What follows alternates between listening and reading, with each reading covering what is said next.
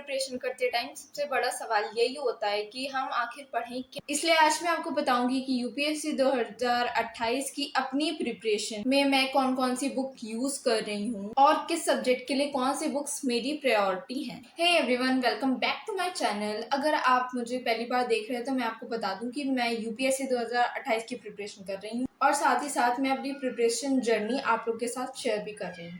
So please support me. तो आज की इस वीडियो में मैं आपको अपनी पूरी बुक लिस्ट शेयर करने वाली हूँ जो मैं यूज कर रही हूँ। लेकिन एक बात जो मैं आपको पहले ही बता दूं, ये कोई 100 बुक्स मस्ट यू रीड वाली लिस्ट नहीं है। मैं कोशिश कर रही हूँ कि मेरी जो प्रिपरेशन है लिमिटेड सोर्सेज और मल्टीपल रिवीजन पर ही चले, क्योंकि यूपीएससी में सिर्फ बुक्स कलेक्ट करना इम्पोर्टेंट नहीं है, उसे बार बार रिवाइज करना भी उतना इम्पोर्टेंट है।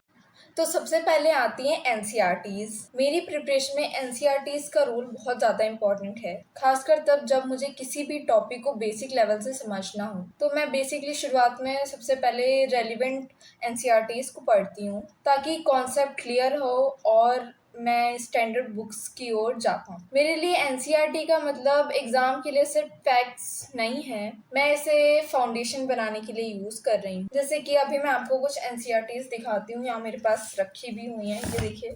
जैसे कि ये है भारत और समकालीन विश्व 2। यहाँ पे मेरे पास एक है सामाजिक विज्ञान समकालीन भारत 2, और ये है लोकतांत्रिक राजनीति नंबर 1। यहाँ पे ये अर्थशास्त्र की भी है ये, और ये एनसीईआरटीज है जैसे भारत भौतिक पर्यावरण, ये 11th की है, और ये भारतीय कला का परिचय भाग 1 ललित कला की पाठ्य पुस्तक कक्षा 11 के लिए, तो ये भी है 11th की। इनमें बहुत सारी बुक्स है मेरे पास। पॉलिटी के लिए मेरी मेन बुक है एम लक्ष्मीकांत, जिसको मैं अभी दिखा देती हूँ। ये रही भारत की राज्य व्यवस्था, तो ये मैंने अभी 2025 में ली थी, तो मेरे पास उसी ईयर की है।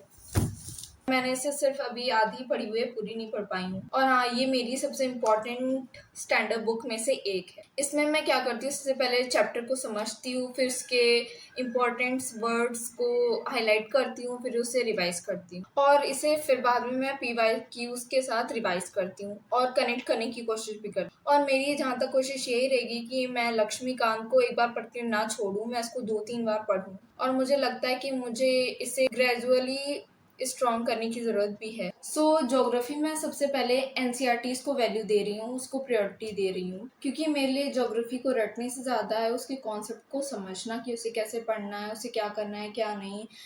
जैसे कि climate, resources, physical geography and maps. इसके साथ आगे चलकर मैं स्टैंडर्ड बुक्स और PYQs को भी इंटीग्रेट करूंगी, और ज्योग्राफी में मैं मैप्स को बिल्कुल भी इग्नोर नहीं करना चाहती हूँ, क्योंकि मैप बेस्ड अंडरस्टैंडिंग बहुत यूजफुल होती है।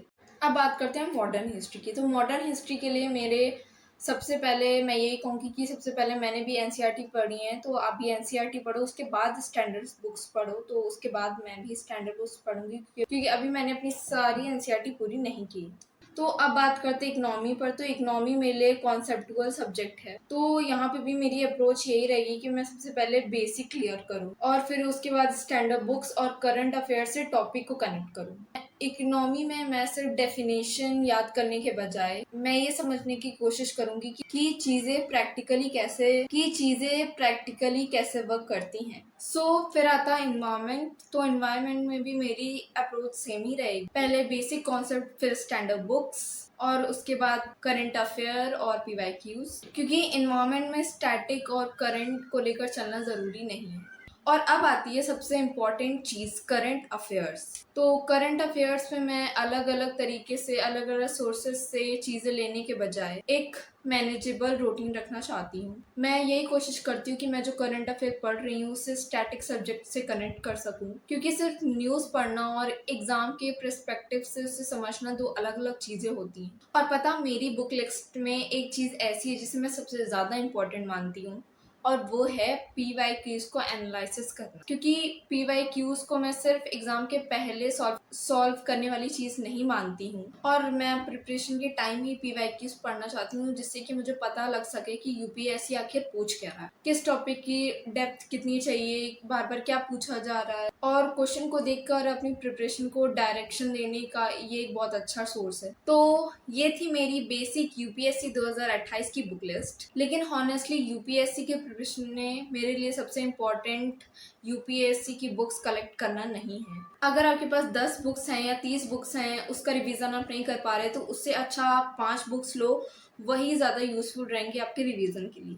इसलिए मेरा एक सिंपल रूल है, limited sources, multiple revision, PYQs, test, practice.